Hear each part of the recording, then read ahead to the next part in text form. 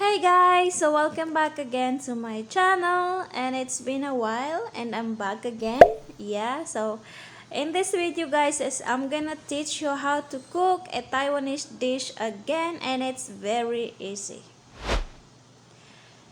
So guys, this is our ingredients. We need a fish, a garlic, and then ginger, and of course your spring onion and rice wine. If you don't have a rice wine, it's okay. And then black pepper.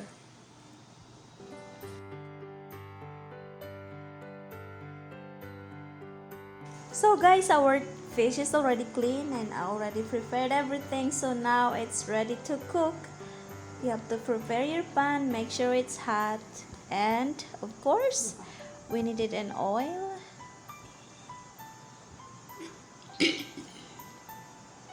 So yan guys. Be careful guys, because the oil is too hot. When you put the fish, it's gonna, what do you call it, a sprinkle. Tatalsik yan. Oh my god! So yan, sobrang talsik yan. And we're gonna cover it for a bit.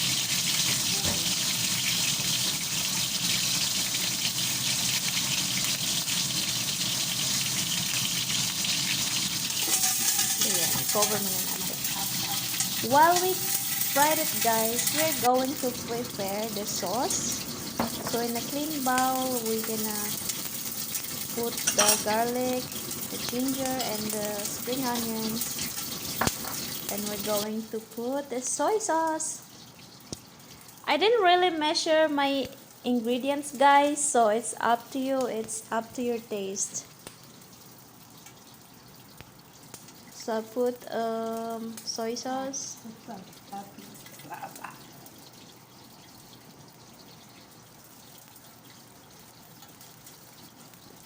And then the cooking wine or rice wine.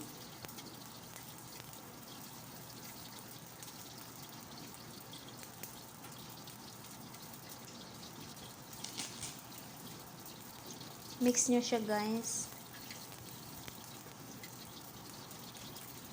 And our black pepper.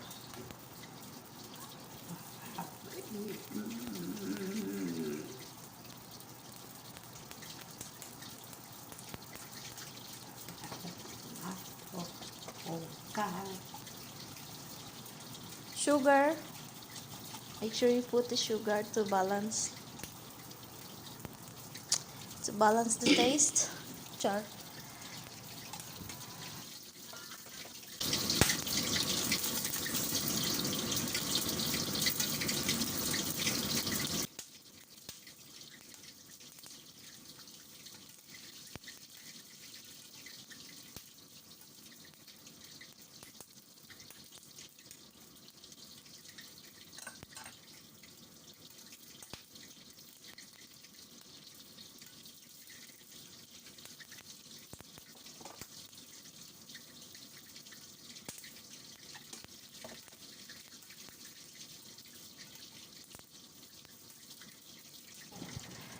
I actually tasted guys, and I feel like I need more salt, so I just use a soy sauce and then add it 1 tablespoon.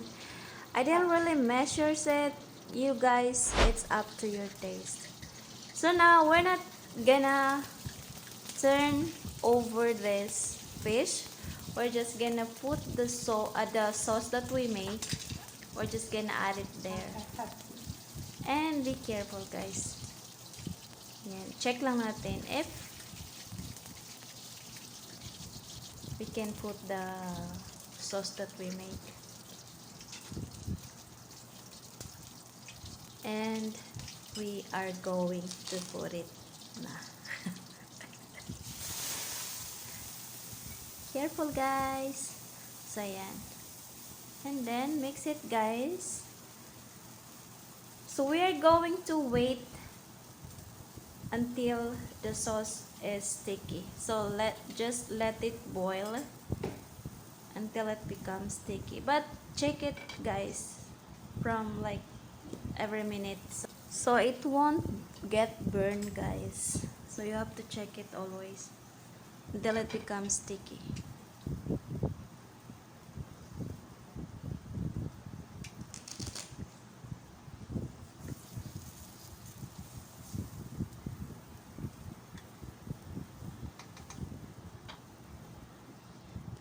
And now we're going to cover it.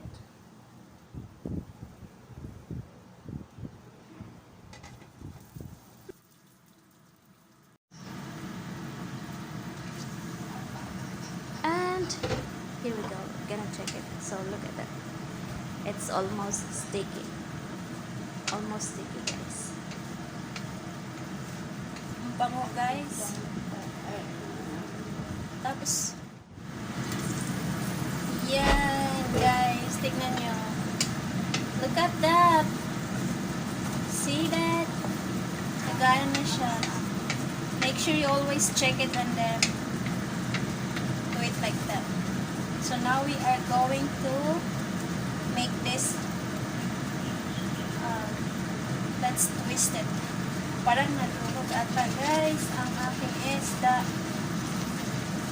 This is one of my favorite Taiwanese recipe that I've learned. Medyo, oh, my fish. Nasira yata, guys. But anyway, it's okay. Sobrang lambot.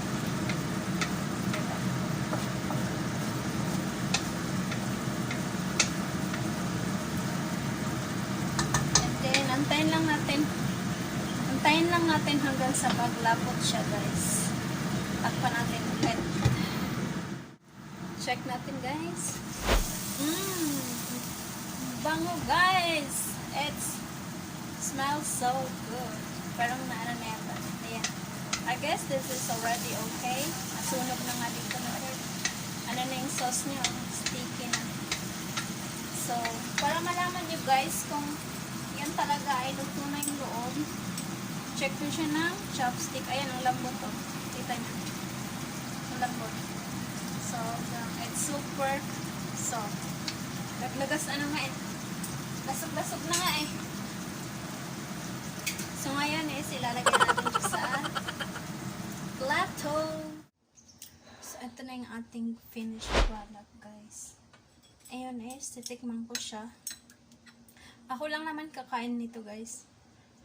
Ako lang yung kumakain nito. I cook my own. And, now let's taste it.